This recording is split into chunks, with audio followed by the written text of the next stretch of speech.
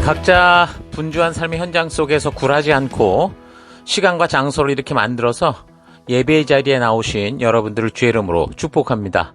이 시간 오직 주만 바라보며 주의 부르심과 임재가 있는 예배로 나아가십시다.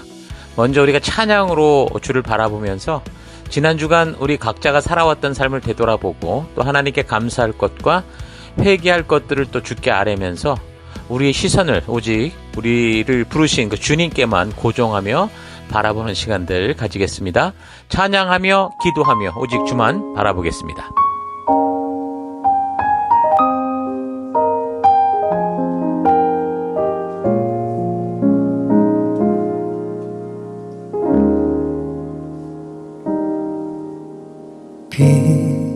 빛으로 임하신 주, 나의 어둠을 비추시네. 내 안에 연약함 모두 씻어주시고 나를 귀히 여기사 안으시네. 내 삶에 임하신 주, 모든 두려움 덮으시네. 주 나의 모든 것 주님만 의지하리. 눈을 들어 주님만 바라보리. 주님을 예배하는 것, 주님을 기뻐하는 것, 나의 맘과 뜻 다해 주님 더 알기 원하네. 주님을 사랑하는 것, 주님을 갈망하는 것, 나의 유일한 소망이라.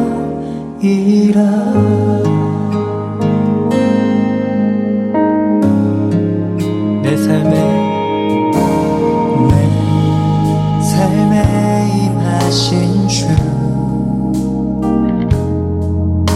모든 두려움 덮으시네.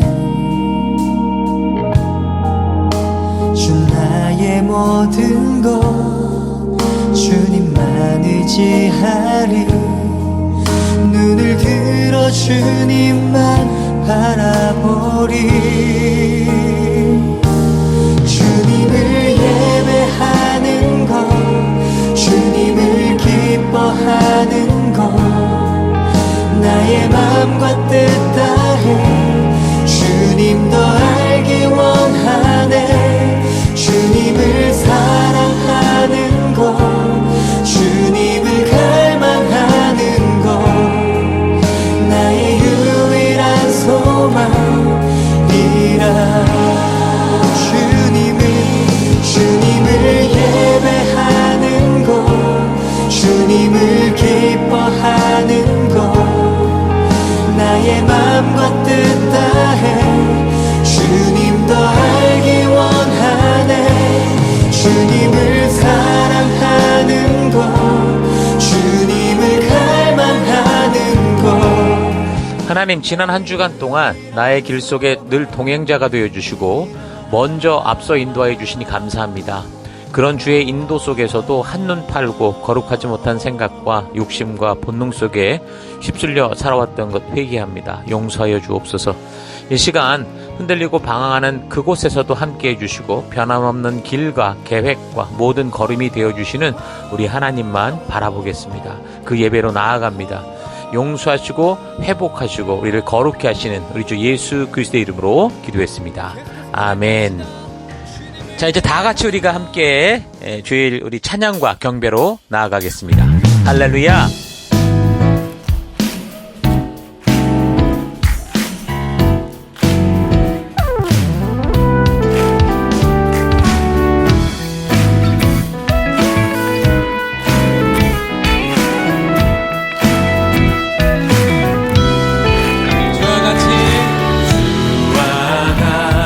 길 가는 것 즐거운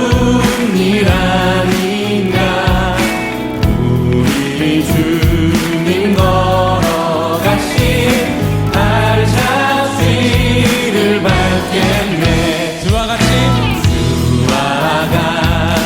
길 가는 것 즐거운 일 아닌가. 우리 주님 걸어가신 발자취를 밟겠네. 한 걸음 한 걸음 주 예수와 함께 날마다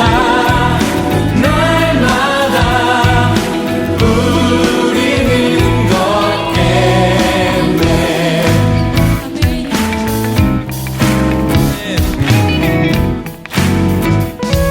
이절로 고백할까요? 어린아이 같은 우리 미련하고 약하나 주의 손에 이끌리어 생명길로 가게. 어린아이 같은 우리 어린아이 같은 우리 미련하고 약하나 주의 손에 이끌리어 생명길로 가겠네. 한 걸음 한 걸음 주 예수와 함께 날마다 우리는 걷게.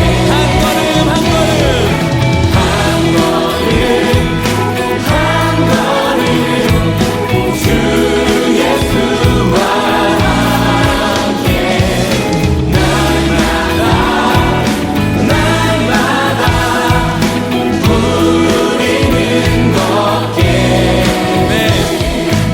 네, 우리 같이 주님과 한 걸음 한 걸음 걸어갈 때 여러분 주님이 우리와 동행하시지만 옆에 있는 친구 또 동료 선후배 여러분 같은 한 공동체입니다. 우리가 하나의 교회 아니겠습니까? 우리가 주님 바라보고 주님과 함께 나아갈 때 옆에 있는 분들 같이 손잡고 같이 찬양했으면 좋겠습니다. 할렐루야. 여러분을 통해서 주님을 예배하게 될 것입니다. 여러분을 통해서 이 땅에 하나님의 은혜와 사랑을 경험하게 될 것입니다. 할렐루야. 그렇게 우리 같이 손잡고 주님 앞에 다시 한번 이 고백으로 주님 앞에 나가겠습니다. 주와 같이 길 가는 것 즐거운 일 아닌가. 우리 주님 걸어가신 발자취를 밟게. 한 번 더 주와 같이 길 가는 것 즐거운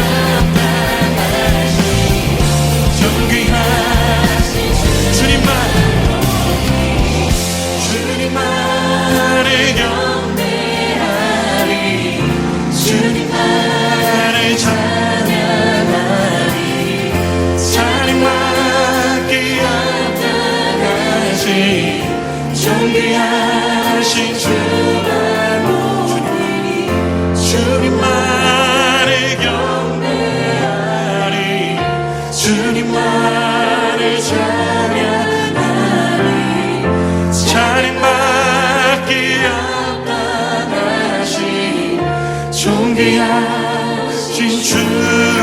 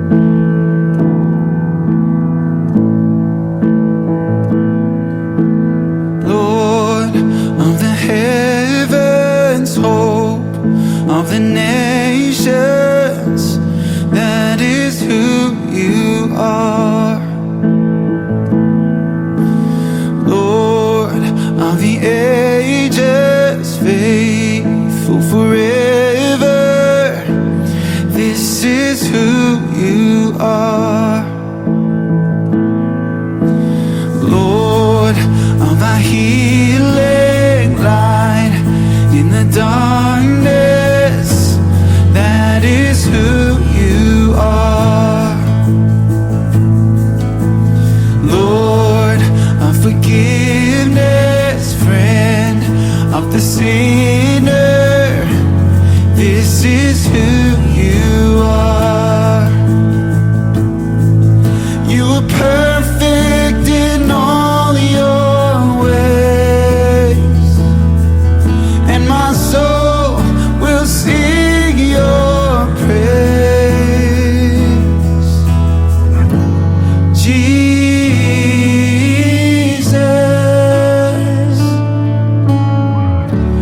Jesus,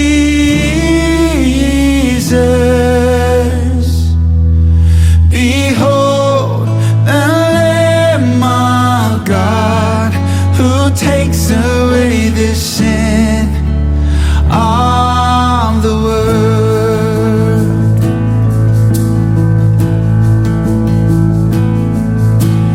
Born as a Savior, wonder of heaven, the Father's joy,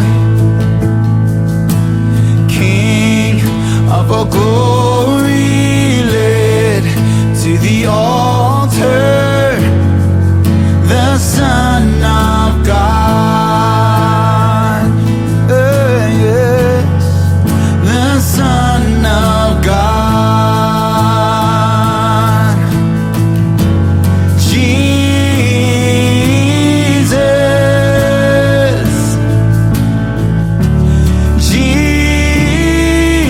Jesus,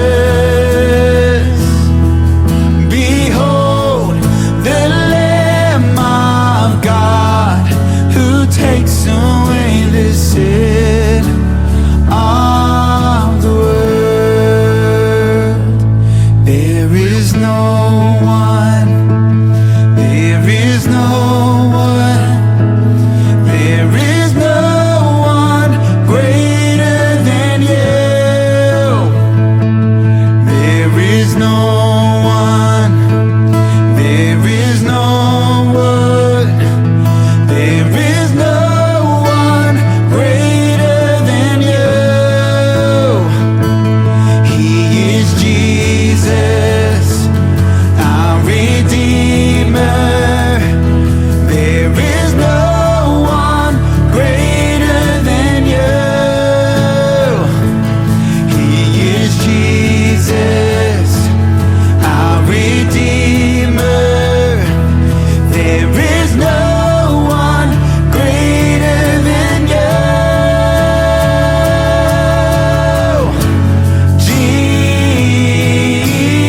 Jesus,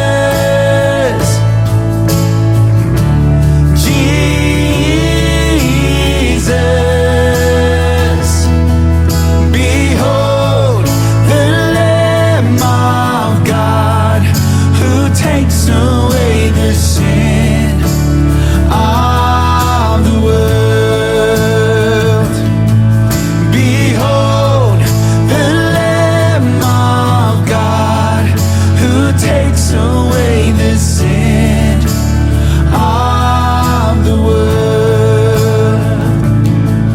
Behold the Lamb of God who takes away the sin of the world.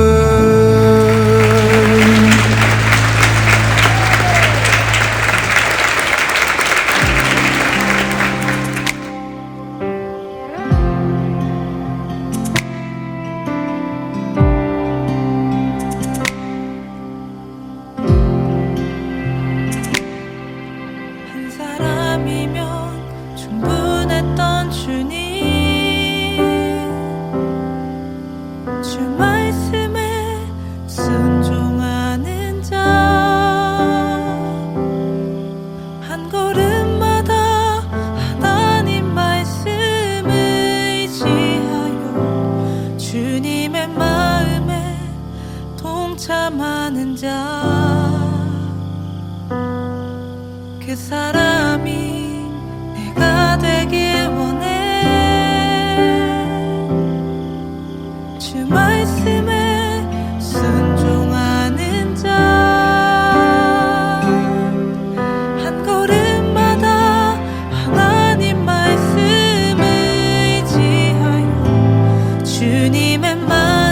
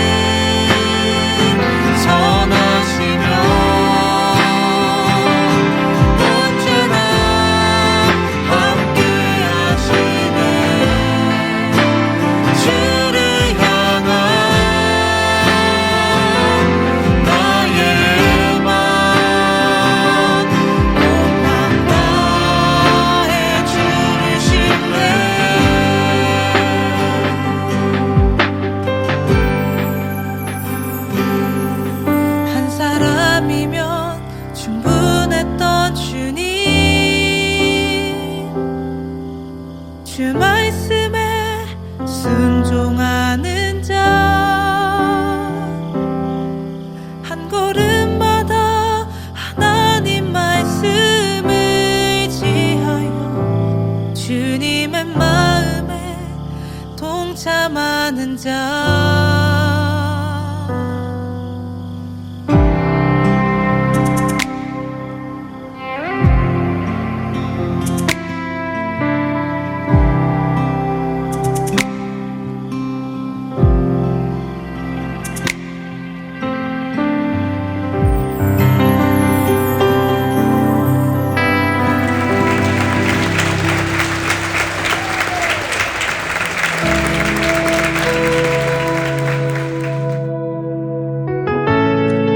거룩하신 하나님, 주의 백성들이 주의 부르심 앞에 나옵니다.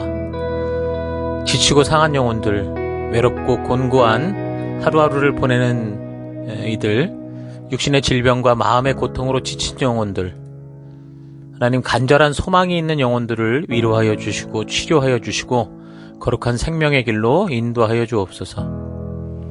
각자의 예배 처소에서 주의 얼굴을 구하며 우리 주의 임재하심이 있는 예배로 서 있습니다.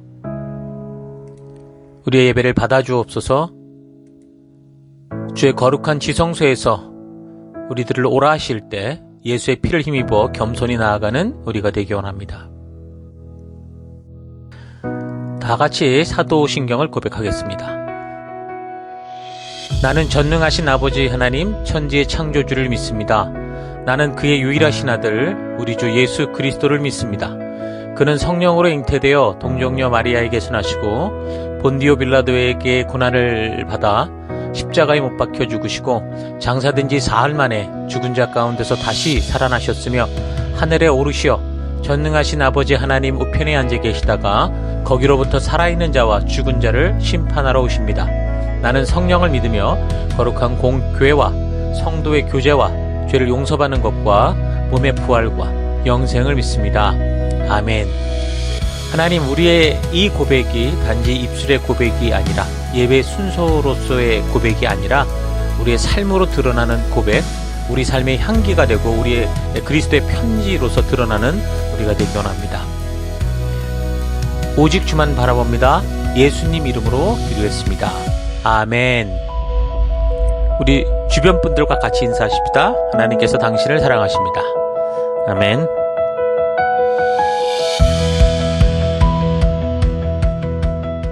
우리 7월 첫째 주 또 하나님 말씀 함께 살펴가도록 하겠습니다. 자, 오늘은 이제 창세기 14번째 시간인데요. 오늘의 본문이 18장에서 19장의 말씀입니다. 하나님의 뜻을 따라 살아가는 사람들, 우리 이제 아브라함 벌써 이제 5번째 시간 함께 나누도록 하겠습니다. 먼저 오늘 본문에 해당되는 창세기 18장 9절에서 12절까지 봉독해 드리겠습니다. 그들이 아브라함에게 이르되 내 아내 사라가 어디 있느냐 대답하되 장막에 있나이다. 그가 이르시되 내년 이맘때 내가 반드시 너에게로 돌아오리니 너의 아내 사라에게 아들이 있으리라 하시니 사라가 그 뒤 장막문에서 들었더라. 아브라함과 사라는 나이가 많아 늙었고 사라에게는 여성의 생리가 끊어졌는지라. 사라가 속으로 웃고 이르되 내가 노쇠하였고 내 주인도 늙었으니 내게 무슨 즐거움이 있으리요. 아멘. 우리는 지난 주일에 창세기 17장을 통해 아브라함의 행적을 살펴보았는데 16장에서 아브라함이 86세에 인간적인 방법을 통해서 이제 이스마엘, 이 장자를 낳은 후에 17장에 그의 나이 이제 99세에 하나님이 다시 나타나시기까지 13년의 공백에 대해서 왜 그렇게 오랜 시간 후에 하나님께서 나타나셨을까 하는 그 가능성을 추적해 봤습니다. 자, 그래서 17장에 나타나 나는 전능한 하나님이다. 너는 내 앞에서 행하며 완전하라 말씀하시면서 아브라함의 이름을 아브라함으로 그리고 이제 그 할례를 그의 몸에 흔적으로 남겨서 후손들에게까지 전하게 하신 그 하나님의 의도, 그 뜻을 살펴봤습니다. 그러니까 하나님은 우리를 향해 화를 내시거나 쉽게 삐지시거나 하시는 분도 아니고 또 알라딘의 마술램프 속의 지니처럼 누군가 이름을 부르며 문지르기만 하면 기도하기만 하면 조건만 맞으면 휙 나타나서 그 사람의 문제를 해결하시는 그런 분도 아니었습니다.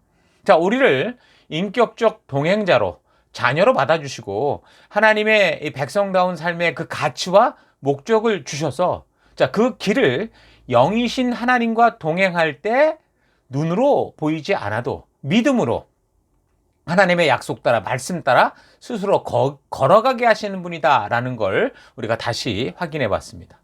자, 지금 성경을 살피며 그 이야기 속에서 보이는 이런 방법들, 그러니까 믿음으로 만나고 그 다음에 나아갈 가치와 목적을 주시고 그리고 그 사명을 가지고 믿음으로 스스로 살아가게 되는 이런 방법들은 성경 어디에서나, 그러니까 하나님께서 믿음으로 사는 사람들을 만날 때 행하시고 동행하시는 방법이다라는 거, 이 아브라함의 행적을 통해서 우리가 하나님이 어떻게 일하시는가라는 걸 분명히 우리 잘 기억하고 있으면 우리가 모든 이 성경의 사건을 묵상하며 나아갈 때 굉장히 도움이 될 겁니다.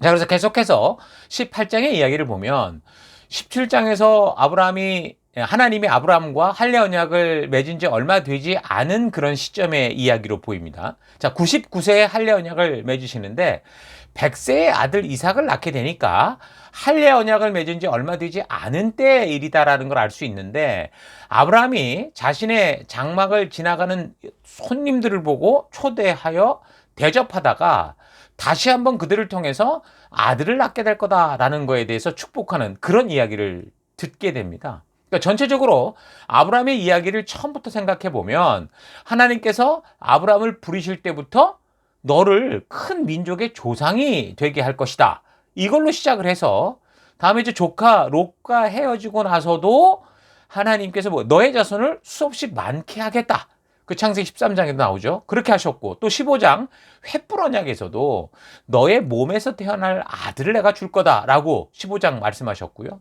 또 계속해서 하나님이 아브라함을 만날 때마다 반복해서 하시는 약속이 다 자손을 주겠다라는 거였습니다.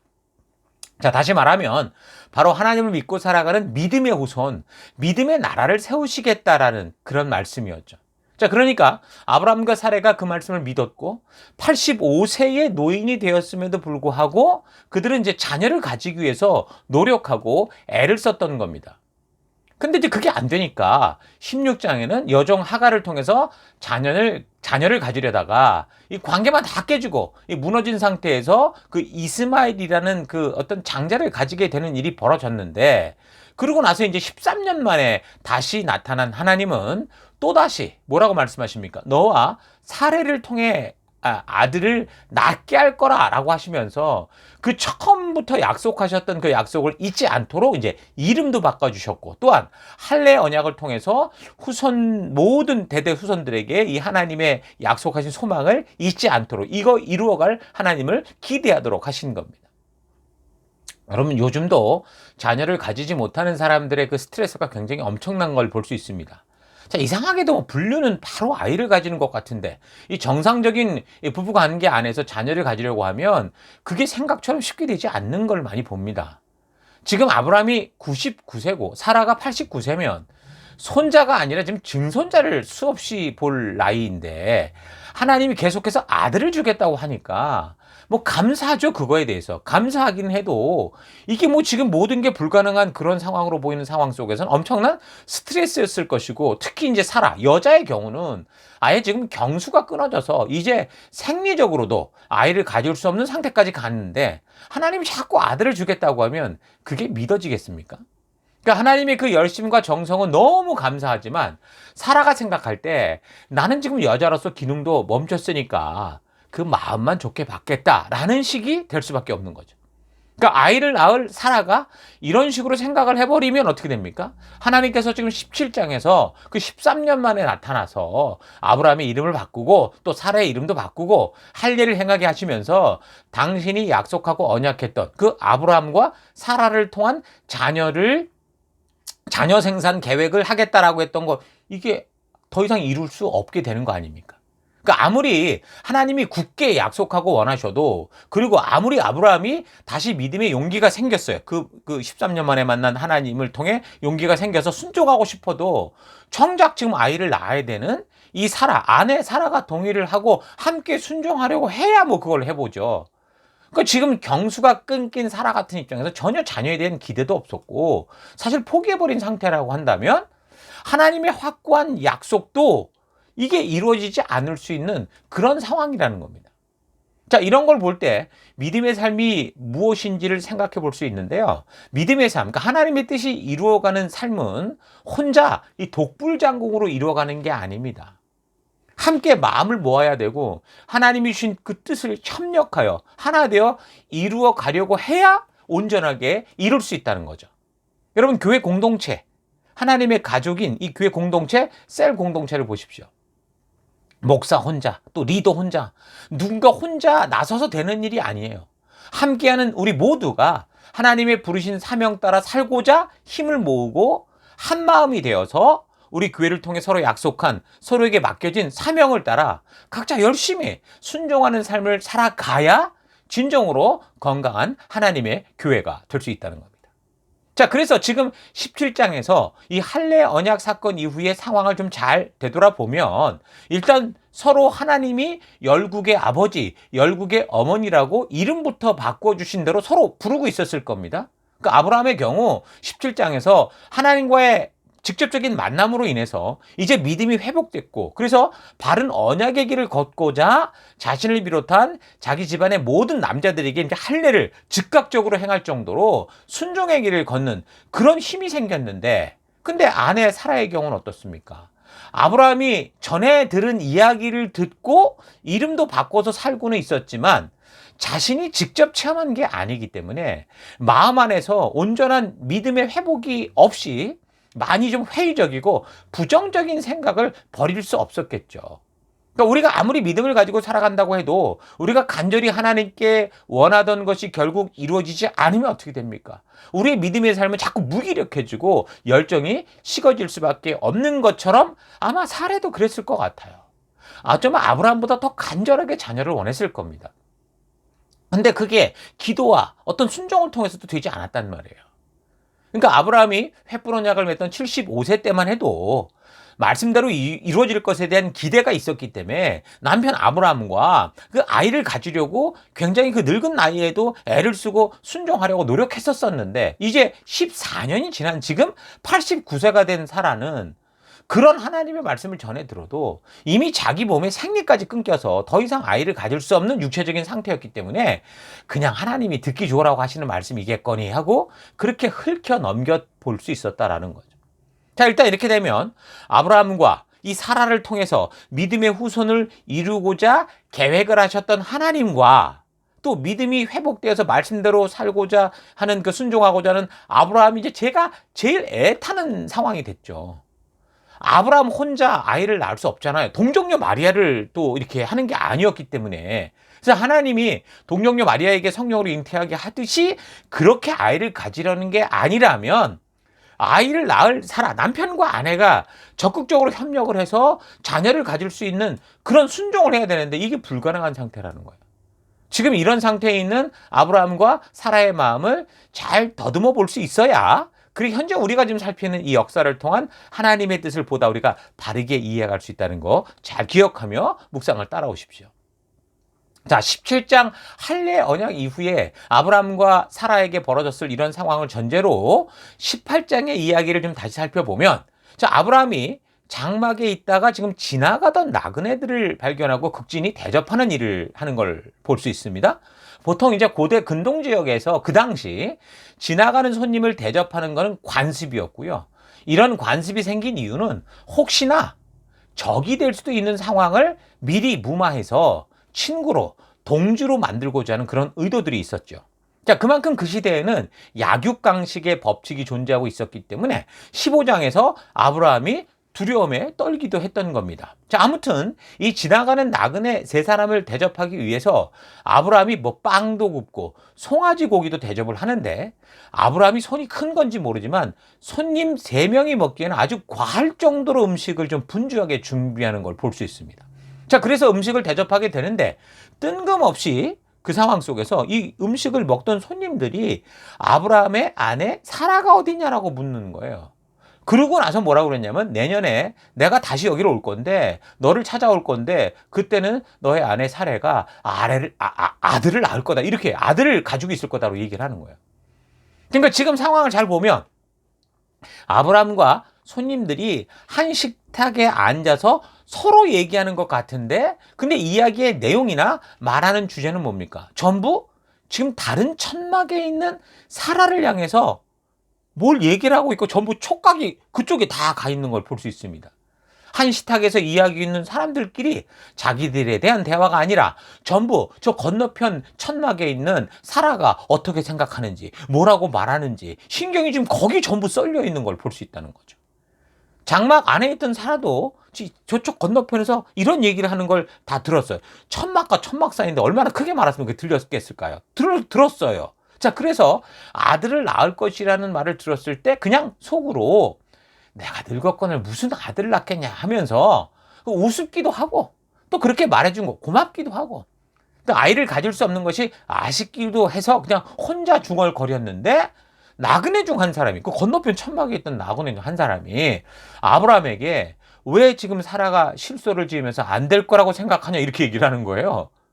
그러니까 보이지도 않는 곳에 있던 이 사라의 생각과 말을 여기서 하는 이 아브라함과 함께 있는 사람들이 이야기를 하니까 사라가 깜짝 놀라서 이제 그거 아니라고 변명을 하죠. 그래서 사라는 이 사람들이 그냥 흔히 지나가는 나그네가 아니라 뭔가 특별한 사람들이다, 특별한 손님이다라는 사실을 분명히 알게 됐겠죠. 자, 이런 내용이 15절까지의 내용인데 이 사건에 대해서 보편적으로 어떻게 해석을 하는가 하면, 아브라함이 부지 중에 손님을 대접하는 관습에 따라 손님을 대접하다가 이런 일이 생긴 거다라고 생각을 합니다. 그래서 우리도 늘 우리의 삶에서 누군가를 대접하는 삶을 살아가자, 그런 얘기를 하죠.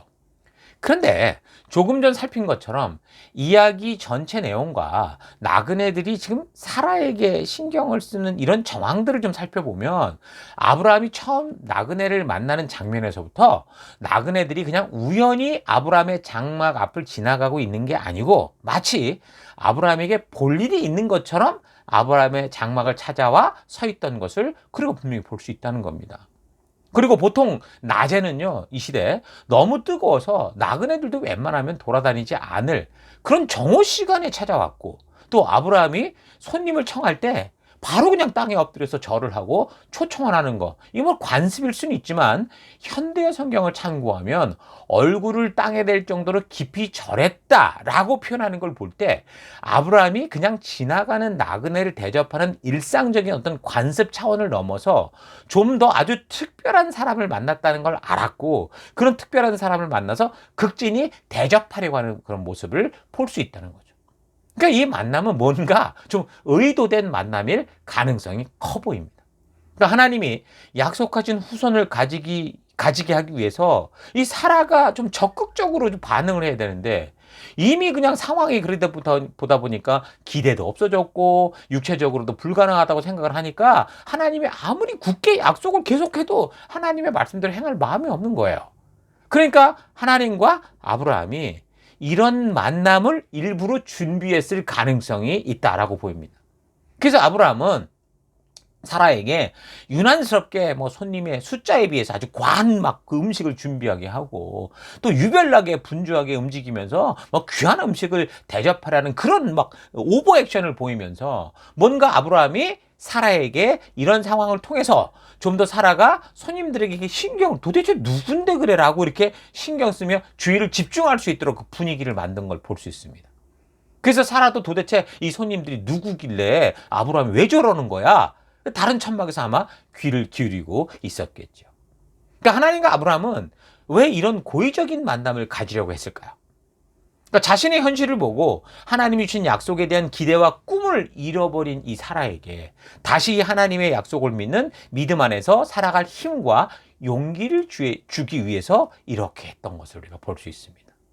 지난주 살핀 17장에서 아브라함의 경우는 하나님의 약속에 대한 그 믿음도 희미해지고 하나님에 대한 믿음도 왜곡될 뻔할 때 하나님이 그를 13년 만에 찾아주셔서 그의 이름도 바꿔주시고 할례 언약을 통해서 하나님의 확고한 뜻을 다시 확인시켜서 그 사라를 통해서 자녀를 낳아서 후손을 번성하게 하겠다라는 이 굳건한 하나님의 뜻과 그 의지를 알게 해서 믿음을 회복했는데, 자, 그런데 아기를 정작 낳는 일은 이게 아브라함 혼자 이 결단을 통해 이루어지는 게 아니잖아요.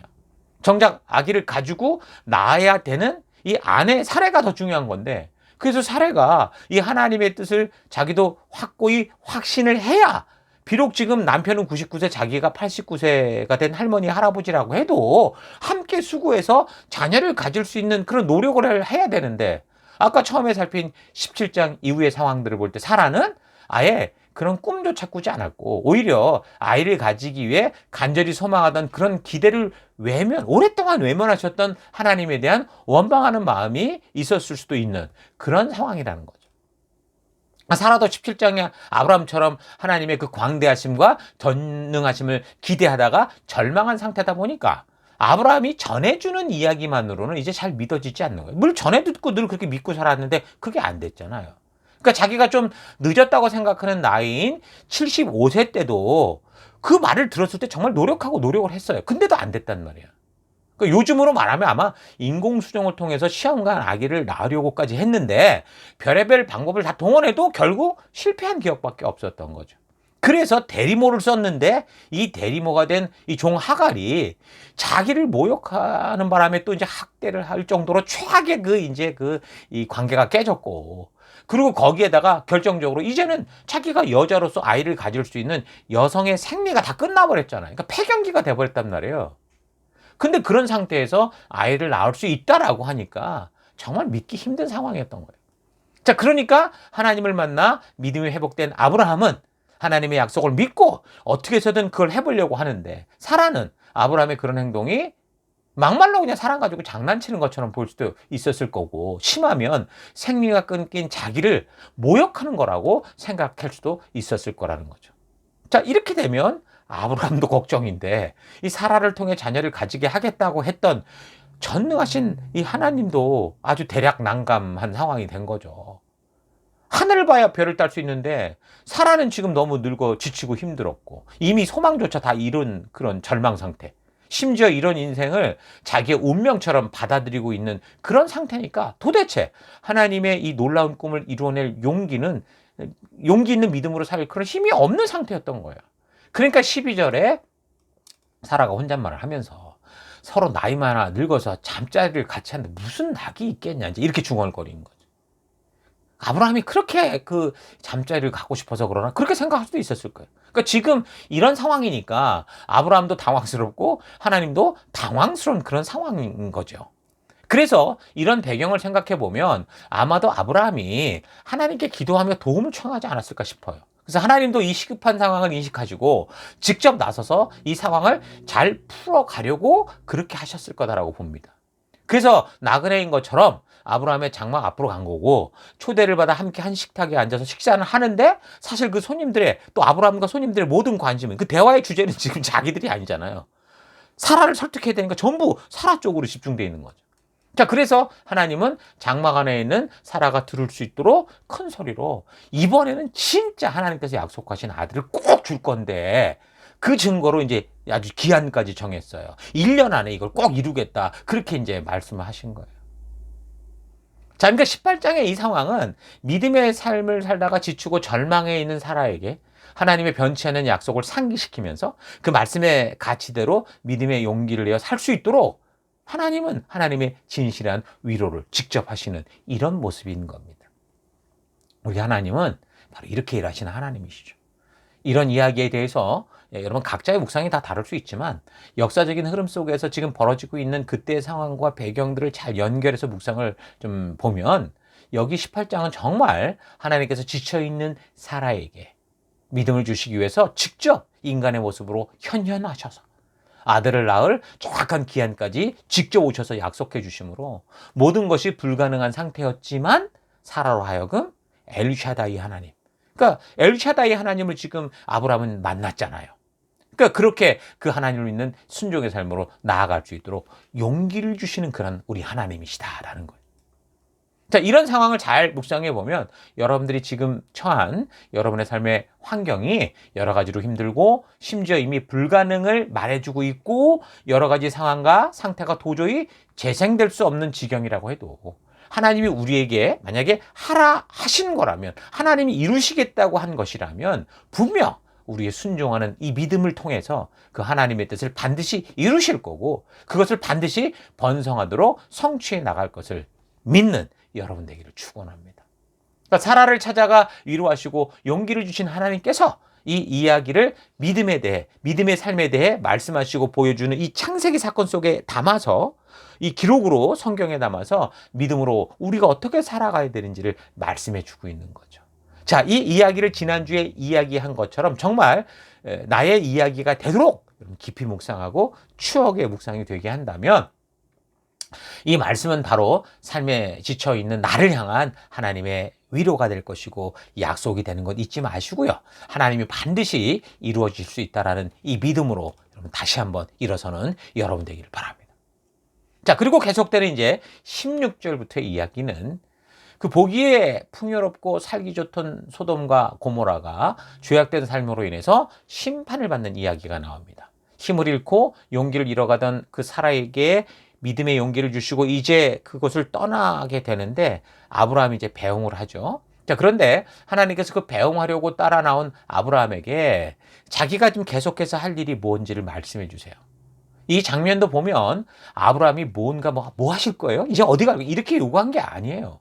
하나님이 먼저 아브라함에게 이렇게 믿음의 길을 동행하는 이 아브라함에게 내가 뭘 감출 게 있겠냐 이렇게 말씀을 하신 거거든요.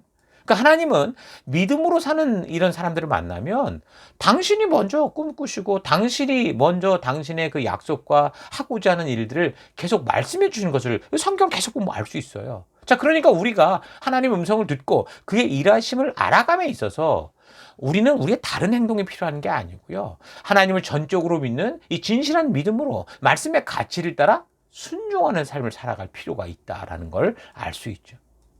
그러니까 참 믿음을 가지면 하나님께서 당신이 하고자 하는 이런 계획들을 우리가 동행자고 우리가 함께하는 자들이 우리에게도 말씀해 주신다. 먼저 말씀해 주신다라는 거예요.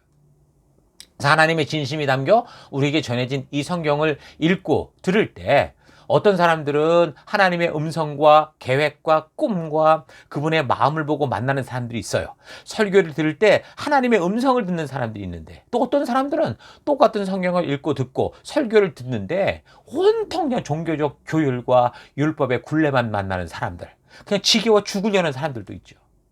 그건 다른 차이가 아니라 바로 하나님을 하나님으로 믿는 믿음의 차이라고 봅니다. 자신의 기대와 생각으로 가득 차버리면요, 나의 욕심과 욕망으로 가득 차면 성경에서 하나님의 진심을 보지 못해요. 그러나 믿음으로 보면 하나님의 음성이 들리고요, 약속이 보이고요, 나아갈 바를 알게 하는 하나님의 세밀한 인도하심, 하나님의 먼저 가시는 모습이 보이고 그 앞서 가시는 그 길 가운데 길을 여시는 하나님을 만날 수 있는 거죠. 하나님은 믿음의 백성들에게 당신이 이루고자 하는 그 일들, 그 진심을 숨기지 않는 분이십니다. 18장 17절 여호와께서 이르시되 내가 하려는 것을 아브라함에게 숨기겠느냐. 그러니까 내가 하려는 것을 나를 진심으로 믿는 사람들에게 숨길 이유가 뭐 이유가 있겠냐 이렇게 말씀하시는 거예요. 그러니까 하나님은 우리가 알려달라고 떼쓰지 않아도 하나님의 뜻을 따라 함께 가고자 하는 성도들에게 하나님의 뜻, 하나님의 마음을 먼저 말씀하시는 분이십니다. 어떻게 알게 하시겠습니까? 그러면 바로 이렇게 기록된 말씀을 통해, 성경을 통해, 이 성경에 선포되는 설교와 이런 나눔을 통해 우리에게 미리 다 말씀하시는 거예요. 그러면서 그렇게 하나님께서 믿음의 사람을 찾으시고 만나시고자 하는 그 이유를 말씀해 주시는데 19절 아주 중요한 구절이죠. 하나님께서 아브라함을 택하신 그 이유를 분명하게 말씀해 주고 있습니다. 개역성경으로 보면 18장 19절 내가 그로 그 자식과 권속에게 명하여 여호와의 도를 지켜 공의와 정의를 행하게 하려고 그를 택하였나니 이는 나 여호와가 아브라함에게 대하여 말한 일을 이루려 함이니라. 이걸 표준 세번역으로 보면 내가 아브라함을 선택한 건 그가 자식들과 자손들을 잘 가르쳐서 나에게 순종하게 하고 옳고 바른 일을 하도록 가르치라는 뜻에서 한 것이다. 그의 자손이 아브라함에게 배운 대로 하면, 그러니까 믿음대로 말씀대로 살면 나는 아브라함에게 약속한 대로 다 이루어 주겠다. 자, 보세요. 그의 자손이 아브라함에게 배운 대로 하면이에요. 아브라함 없이 내가 너에게 말할 게가 아니었어요. 아브라함이 들었던 것은 계속 전해지도록. 그래서 우리가 지금도 이 성경을 통해 하나님의 뜻을 전해 듣고 있는 겁니다. 하나님께서 아브라함과 같은 믿음의 사람을 택하시는 이유는 이 하나님의 진심을 알고 믿는 믿음을 다음 세대들에게 바르게 반드시 알게 해서 하나님의 뜻하는 바, 하늘의 뜻이 이 땅에서도 이루어지는 끊어지지 않는 믿음의 나라, 하나님의 나라를 세워가기 위한 거예요. 그 방법이 바로 전달이라는 겁니다. 전도라는 거예요. 그래서 하나님이 모든 사람을 다 1대1로 상대하시면서 일일이 기적을 통해 변화시키는 게 아니고 당신이 하신 일을 기록하여 주신 이 성경을 가지고 먼저 하나님의 진심을 만난 믿음의 사람들을 통해 그 믿음의 말, 하나님의 살아계심을 전하게 하는 거죠. 자, 그러니까 성경은 처음부터 뭘 말하는 거예요? 전도의 중요성을 말하고 하나님의 나라는 이렇게 전도를 통해 이루어져 가는 것, 전달을 통해 이루어져 가는 것을 말씀해 주시는 거예요.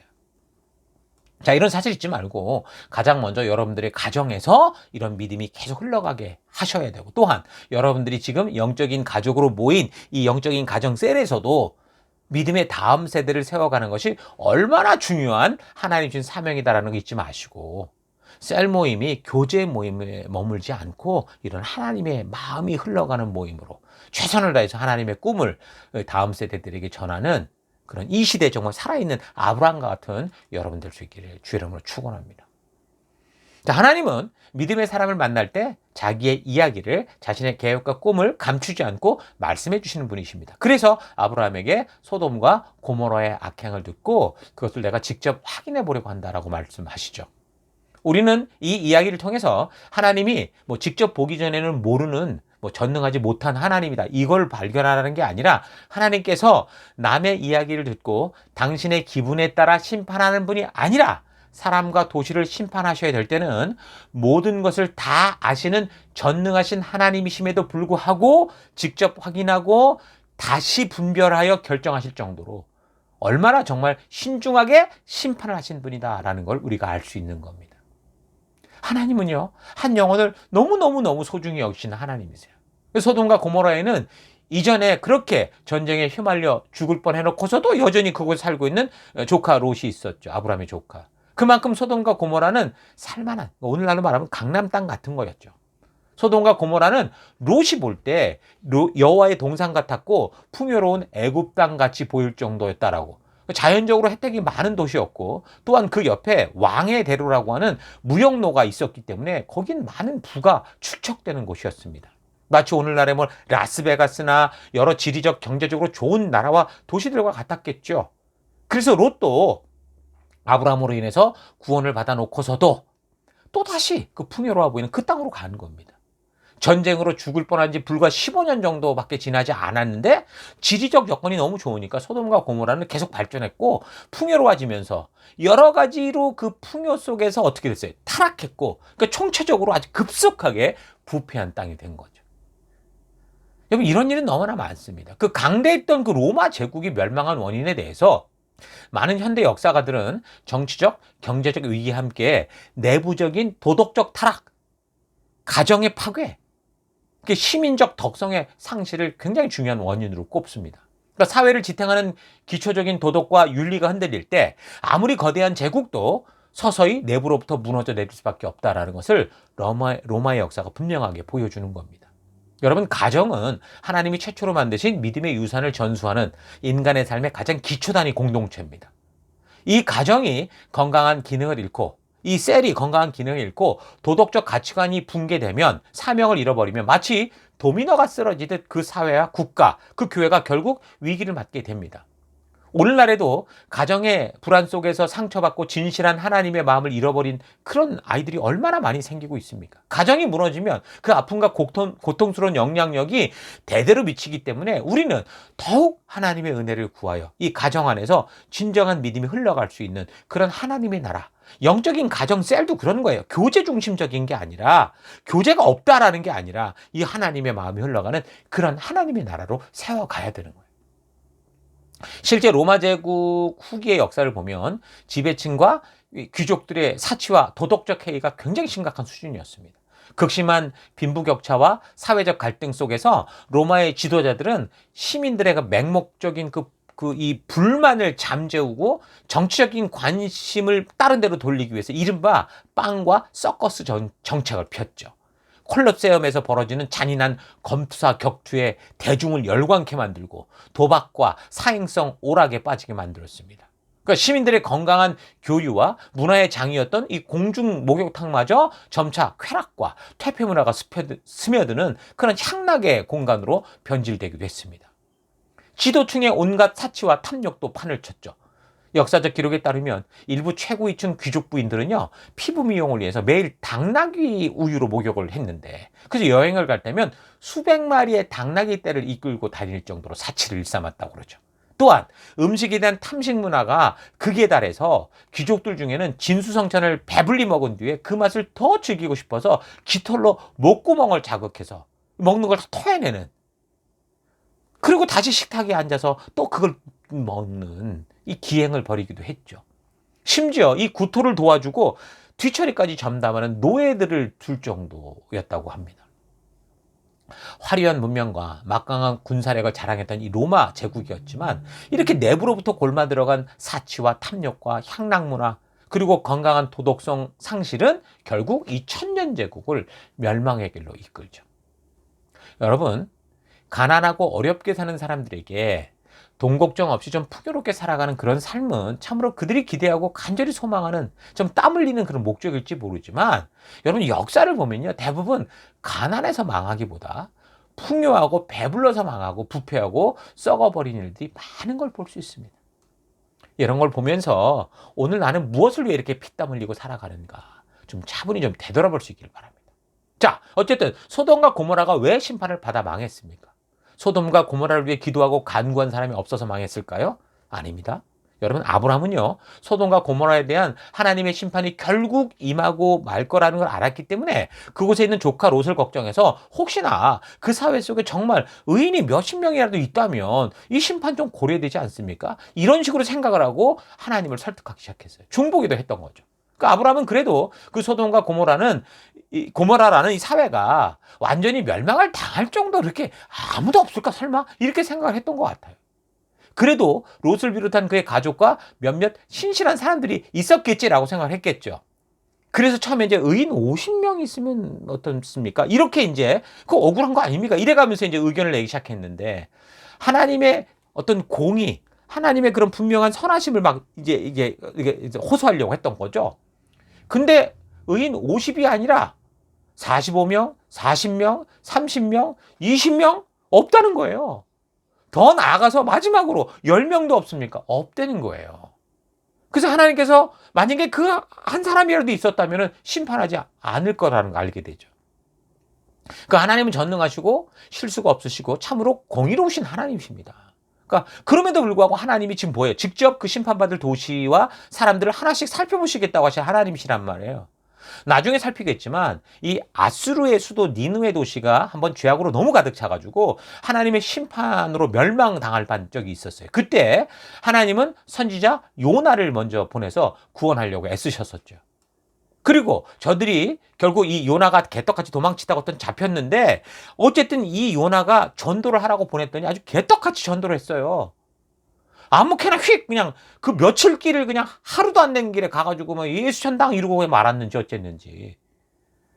그런데 회개하기 시작하니까 하나님이 저들을 그렇게서라도 살리려고 하는 그런 모습을 우리가 보게 되는 거죠. 요나서 4장 11절. 하물며 이 큰 성읍 니느웨에는 좌우를 분별하지 못하는 자가 12만여 명이요, 가축도 많이 있나니 내가 어찌 아끼지 않겠냐 하시니라. 그러니까 하나님은 종교적 율법을 만들어 놓고 그 기준에 미치지 못하면 쉽게 사람을 그냥 무 자르시 동강동강 잘라가고 심판하고 멸장시키는 그런 하나님 아닙니다. 하나님은 한 영혼 한 영혼을 너무너무 소중히 여기시는 하나님이세요. 구원하고 싶으신 거예요. 자, 그렇다면 그런 하나님이신데 그 소돔과 고모라는 왜 그 하나님의 심판으로 멸망당하게 됐습니까? 성경에서 나오는 이야기 속에서 한 도시가 멸망당했다거나 또 창세기 원역사이고 온 인류가 결국 홍수 심판을 받았을 때 하나님은 대충 사회가 악해 보이니까 그렇게 심판한 거 아닙니다. 정말 그 도시와 민족 속에 한 사람 한 사람의 생각이 다 악하고 더불어 회개하고 돌이킬 생각도 전혀 없고 하나님의 뜻에는 무관심하고 하나님을 대적하고 약육강식 유유상종하는 빈익빈 부익부에 타락하고 부패한 세계를 만들어서 심지어 자기들이 신이 되고자 하는 그런 삶을 살았기 때문에 심판을 했던 걸 알 수 있습니다. 소돔과 고모라의 멸망 이유에 대해서 성경의 다른 기록을 좀 참고해 보면요. 일반적으로 소돔과 고모라의 멸망 원인으로 말하듯이 동성애가 판을 친 그런 정도가 아니었어요. 그보다 더한 부와 쾌락을 추구하는 총체적인 타락. 하나님의 뜻에는 전혀 관심이 없는 삶을 살았던 것을 알 수 있습니다. 에스겔 16장 49절 50절.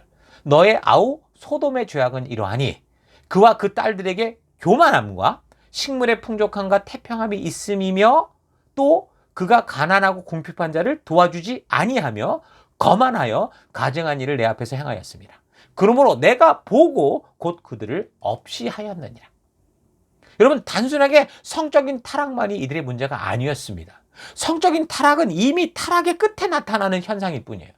그것은 수많은 죄 중에 하나였을 뿐이고 저들은 정말 교만했고 거만했고 식물의 풍부함과 태평했음에도 불구하고 하나님 주신 축복이 있었음에도 불구하고 그들은 그 사회 속에 가난한 사람들을 돕지 않았다라는 겁니다. 그러니까 이들의 타락은 한 부분에 대한 게 아니라 하나님과 사람과 물질과의 관계에서 물질을 가장 우선순위에 두는 이 총체적인 타락, 하나님의 뜻과는 전혀 다른 자기의 욕심대로 삶을 고집했다라는 거예요. 소돔과 고모라는 부와 쾌락이 추구되는 지배적 가치체계에 대해서 이 같은 길이 아니다라고 말할 수 있는, 이렇게 살아서는 안 되라고 말할 수 있는 하나님의 살아계심과 진정한 뜻을 믿음으로 전하는 또 외치는 그렇게 살아가는 사람이 한 명도 없었기 때문에 망한 겁니다. 소돔과 고모라의 멸망 당시 그리고 로마의 멸망 당시 그 사회 문제와 지금 이제 이 시대 우리나라를 비롯한 부와 쾌락이 우선이 되고 물질을 최고의 가치로 추구하는 이 자본주의 사회의 문제가 굉장히 비슷하다고 봅니다. 로마가 이혼과 가정 파괴 그리고 도덕적 타락 때문에 망했다고 한다면 지금 우리나라는 이 세계는 지금 어떤 상황입니까? 가정은 하나님이 최초로 만드신 믿음의 유산을 전수하는 인간 삶의 가장 기초 단위 공동체라고 그랬어요. 그래서 이 가정이 무너지면 마치 도미노가 쓰러지듯이 그 사회와 국가도 멸망으로 치닫게 됩니다. 과거 로마 귀족들의 사치와 향락, 쾌락주의가 천년제국을 내부에서부터 무너뜨렸듯이 오늘날 한국 사회가 마주한 이 지표들을 보면 우리에게 좀 뼈아픈 경고를, 굉장히 무서운 경고를 던지고 있습니다. 우리나라의 이혼율은 점차 감소하는 추세라고는 하는데 여전히 지금 아시아 최상위권이자 OECD 국가 상위권에 머물러 있습니다. 가정의 해체는 수많은 결손 가정을 낳고 수많은 이 아이들의 상처를 낳게 되죠. 또한 생명 경시 형상도 아주 심각합니다. 한때 낙태율 세계 1위라는 오명을 썼던 이 과거를 지나서 낙태죄가 지금 헌법 불합치 판결을 받은 지금 태아의 생명권에 대한 보호장치는 턱없이 부족하고 잊을만 하면 터져나오는 영아 유기 및 살해 사건은 생명 존엄성이 얼마나 지금 우리 사회 속에 바닥에 떨어졌는지를 보여줍니다.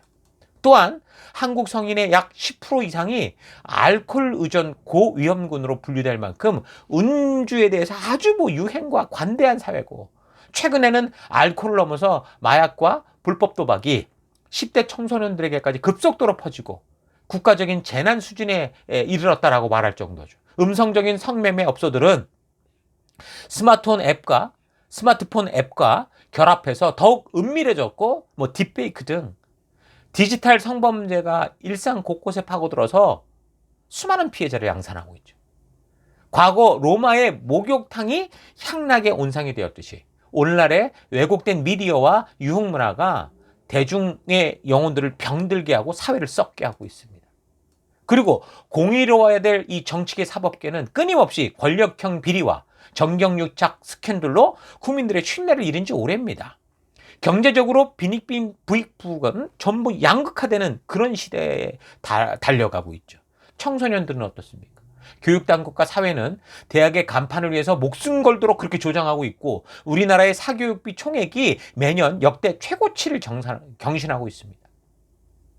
이 끔찍한 입시 부담과 경쟁 속에서 지금 한국의 어린이 청소년들은 자살로 달려가고 있고 삶의 만족도가 지금 OECD 국가 중에 제일 바닥권이에요.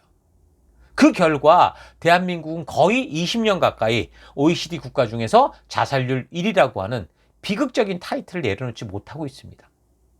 경제적인 파산과 연끌로 인한 가계부채의 늪에서 헤어나지 못한 부모가 어린 자녀를 살해한 뒤 목숨을 끊는 이른바 가족 동반 자살, 아동 살해죠. 이런 것들이 잇따르고 있고 경제적 좌절과 억눌린 이 분노가 쌓인 이 사회가 지금 어떻습니까? 결국 묻지마 범죄. 이런 것들이 폭발해서 이제는 길거리를 걷는 것조차 굉장히 불안한 그런 세상이죠. 이건 그저 운이 나쁜 몇 사람들의 개인적인 문제가 아닙니다. 눈부신 경제 성장을 이룬 나라의 이면에 짙게 두어진 영적 도덕적 파산 상태를 보여주는 우리 사회의 보편적인 질병이죠. 마치 화려함 속에 멸망을 향해 걸어갔던 그 로마 제국처럼 이 온 세계의 나라들이 무너져 내리는 거, 이 국민 모두가 지금 아마 피부로 느끼고 있을 겁니다. 그러나 그런 것을 느끼는 것과 비판하는 것만으로는요, 이 나라와 교회를 살릴 수가 없습니다. 그러니까 믿음으로 사는 그 한 사람이 있어야 그 도시가, 그 가정이, 그 교회가, 그 나라가 망하지 않습니다. 믿음으로 사는 의인 한 명은 저절로 생기는 게 아니고 하나님이 아브라함에게 명하고 부탁하듯이 우리가 우리 가정에서부터 믿음을 심어야 되고 전해야 되고 외쳐야 되고 그 온 교회가 함께 힘을 합쳐서 이 생명 낳는 생명의 일을 해나가야 되는 거예요. 우리 셀들이 그 의인 한 명을 키워야 됩니다. 우리가 나라와 민족을 위해 새벽마다 기도하고 있다고 해서 내 할 일을 다 했다고 생각해서는 안 됩니다. 바로 그 기도와 더불어서 의인 한 명을 키우는 일에 소홀히 해서는 안 된다는 거예요. 하나 돼야 된다라는 거예요. 그냥 셀 모임으로 모이는 데만 의의를 두는 게 아니고 교제만 하고 모이기 좋은 동호회 같은 교회를 그런 공간을 만들어서는 안 되고 정작 믿음으로 사는 그 의인 한 사람을 만약에 키우지 않는 그런 모임이 된다면 여러분 그 교회와 셀은 망합니다. 세상 속에 들어가서 소금과 빛의 역할을 감당하는 믿음으로 살아갈 수 있는 그 의인 한 명을 생명 낳는 생명을 키워야 되는 게 우리의 존재의 이유입니다. 소돔과 고모라에 의한 의인 한 명, 소돔과 고모라에 의인 한 명만 있었어도 망하지 않았을 겁니다. 의인 한 명의 영향력은 나라와 민족을 살리고 도시를 살리고 가정과 교회를 살립니다. 믿음으로 살아가며 하나님의 뜻과 말씀의 가치를 따라 세상 속에서 세상과 타협하지 않고 그 말씀대로의 길을 걷는 그 한 사람이 그 도시를 살리는 거고 그 나라를 살리는 거고 그 세대를 살리는 거예요. 예수님은 세상을 변화시키기 위해서 수억 명을 모으지 않았어요. 수억 명이 아니라 12사람을 부르셨습니다. 그 중에 끝까지 믿음으로 살아간 사람은 11명. 이 11명이 믿음을 전하는 사람이 됐고 생명 낳는 생명의 그 제자가 됐고 그 결과 지금 여러분과 제가 지금 이 시대 그로부터 2000년이 지난 지금 이 시대에 우리 하나님을 알고 그 하나님을 믿음으로 만나서 이 말씀의 가치를 따라 살아가는 하나님 나라 백성이 될 수 있었던 거예요. 여러분 우리가 지금 예배드리는 이 예배 장소 이 스콧교회에서 지금부터 120년 전 1889년 10월에 가난하고 세계 열강의 앞지 아래에 막 짓밟히던 조선이라는 나라에 파송한 한 선교사가 있었어요. 우리는 그로 인해서 복음을 들을 수 있었고 이제 우리가 다시 이곳에 와서 이 예배당에서 예배를 드리고 하나님의 말씀을 듣고 또다시 믿음으로 살아서 이제 우리가 살아가는 이 멜번 땅, 호주 땅, 더 나아가 온 세계에 복음의 씨앗이 될 수 있는 그런 삶이 될 수 있었던 겁니다. 여러분들도 이 시대를 살리는 아브라함과 같은 이런 믿음으로 그 한 사람, 믿음으로 살아가는 그 한 사람이 되기를 바라고 더불어서 하나님께서 우리를 택하시고 이곳에 있게 하신 믿음으로 사는 그 한 사람을 세우는 여러분 되기를 축원합니다. 자, 이렇게 18장 후반부는 믿음으로 사는 한 사람의 중요성을 말해주고 이제 19장에서는요 정말 이 소돔과 고모라가 얼마나 심판받아 마땅한 도시인지를 증명하면서 결국 그 땅이 하나님의 심판으로 멸망하는 이야기를 전해주고 있습니다. 자, 여기 18장 19장의 말씀을 통해 자기의 실력과 친교의 능력으로 사람을 이끌려는 게 아니라 하나님의 진심이 담긴 하나님의 말씀, 이 성경으로, 이 성경의 가치로 이끌어서 하나님이 명하신 믿음을 전하는 귀한 하나님 백성됨을 깨닫는 여러분 되기를 축원합니다. 진정한 믿음의 길로 인도할 수 있는 유일한 길은 이 성경밖에 없습니다.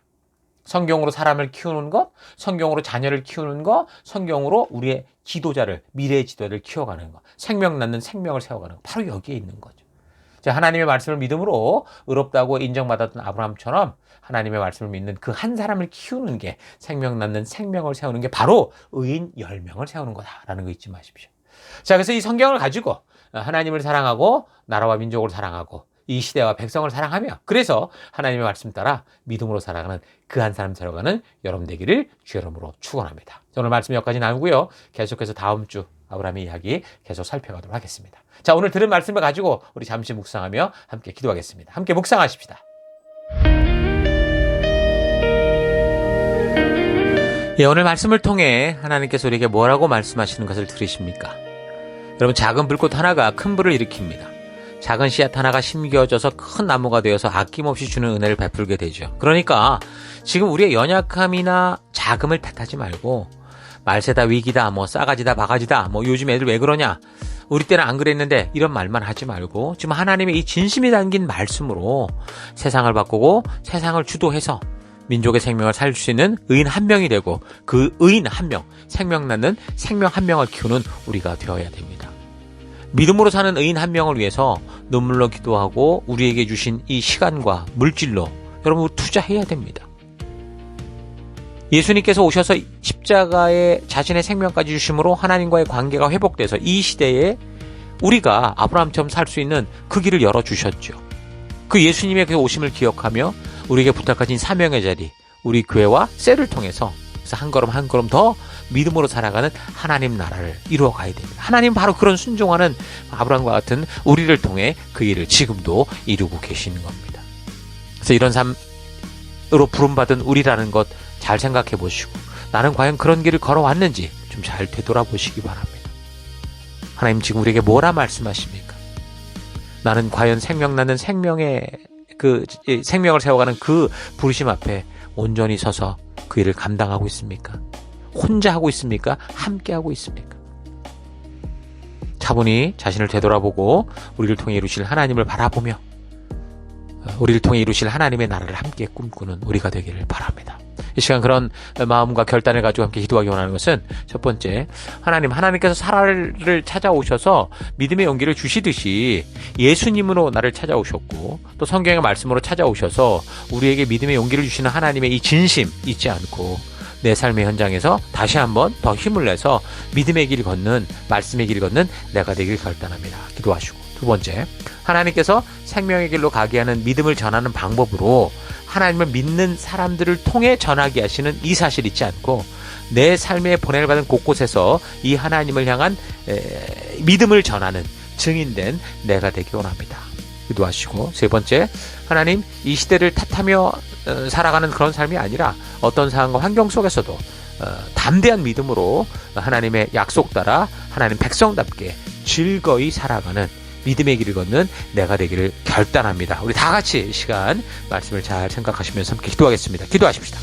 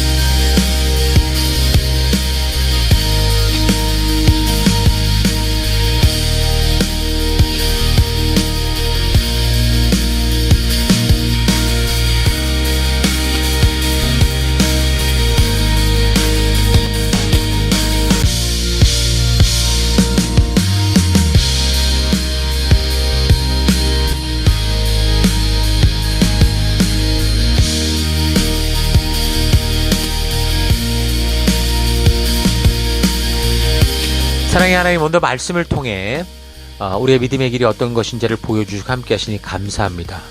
혼자 가는 길이 아니라 함께 가는 길, 거기에 하나님까지도 함께 하셔서 그 이루어 가시는 하나님 나라를 우리가 바라봅니다.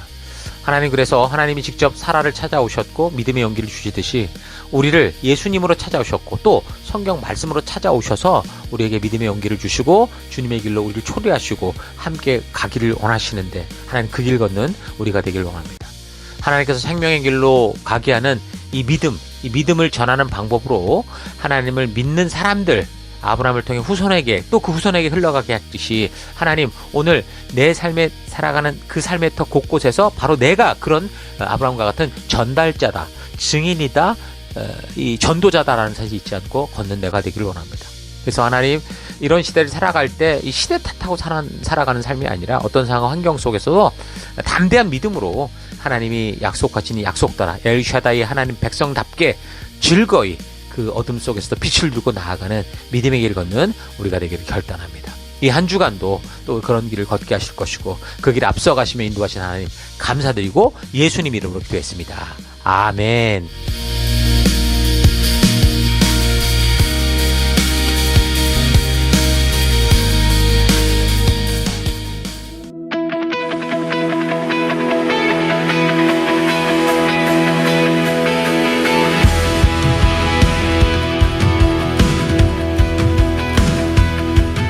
(7월 5일) 교회 소식을 함께 나누겠습니다. 이번 주는 2026년 셀위크 23번째 주간입니다. 우리 교회는 셀 모임을 통해 생명 낳는 생명을 세우는 사명을 감당하고 있습니다. 생명 낳는 생명을 세우는 사명은 하나님의 전적인 은혜로 구원받은 모든 성도들의 존재의 이유입니다. 이것을 위해 우리가 구원받았고 우리가 이곳에 한 교회로 모여 하나님 나라를 이루며 지금까지 달려가고 있는 것입니다. 그러므로 모든 성도는 영적인 가정 셀에 속하여 말씀의 기초를 확실하게 쌓으며 그 말씀 위에서 지체들과 서로 격려하며 하나님께서 순종하는 우리를 통해 이루시는 치료와 회복의 놀라운 은혜들을 누리시기 바랍니다. 사랑의 돌봄과 성경과 역사 교육, 이것이 가장 중요하고 부름받은 자들의 핵심적인 사명인 것을 잊지 말고 셀 모임으로 적극적으로 모여주시기 바랍니다. 7월 첫째 주인데요. 매월 첫 번째 주간 저희 교회가 집중하는 사역 포인트는 모든 성도들이 하나님의 가족 셀에 속하게 하는 것입니다. 셀로 연결되는 것은 하나님이 예수 그리스도의 피로 사신 거룩하고 진정한 가족을 만나는 것입니다. 그리스도의 몸된 성도들은 그리스도의 머리 되신 교회와 셀에 연결되어야 바르게 성장하며 살아갈 수 있습니다. 그래서 멜번시티 교회를 나오는 모든 분들은 한 분도 빠짐없이 각자의 셀에 연결되어 있습니다. 셀 모임은 단지 성경을 공부하는 곳이 아니라 서로의 삶과 깊은 마음을 나누며 서로를 위해 기도하고 성령 하나님께서 우리 모두를 세워가는 사랑과 회복의 공간입니다. 모두 함께 속하십시다. 2026년 중간 유킵 두 번째 주입니다.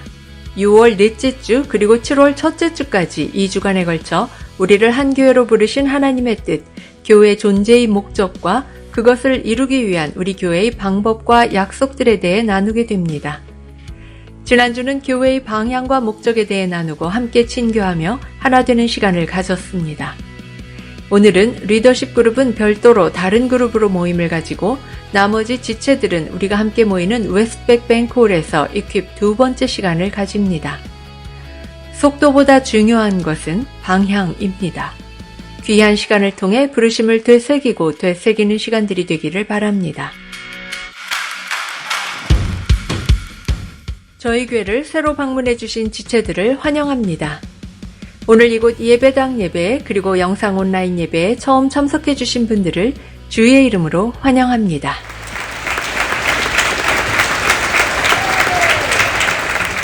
우리를 이곳에 부르시고 함께하게 하신 하나님께 감사하고 그 사랑으로 우리 모두 함께 귀한 교회로 하나 되는 시간들이 되기를 바랍니다.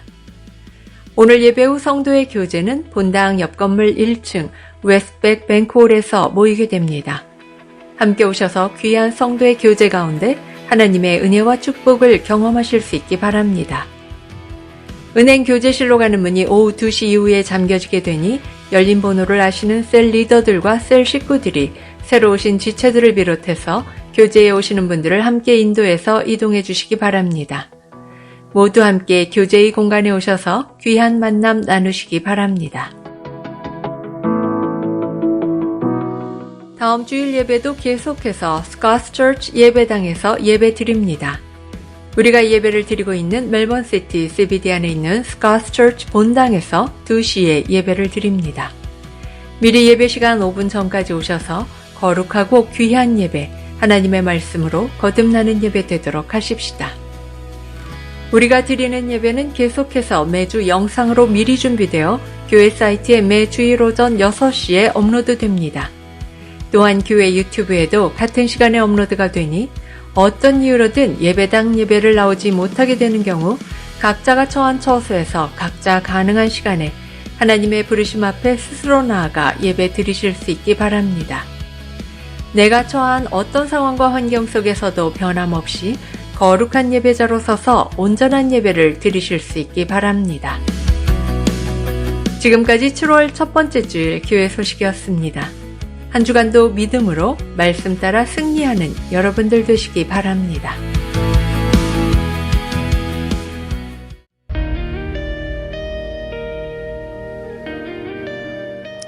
계속해서 함께 우리 교회가 존재하는 목적을 선포하고 축도로 예배를 마치겠습니다. 2026년 사람을 세우는 교회임을 잊지 않고 살아가는 교회 되기.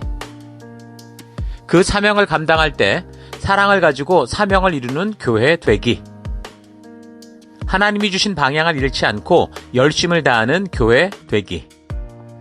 사명을 위해 구별하신 열방의 제사장 나라 거룩한 교회 되기. 어떤 상황과 환경 속에서도 하나님의 말씀대로 용기 있게 순종하는 교회 되기.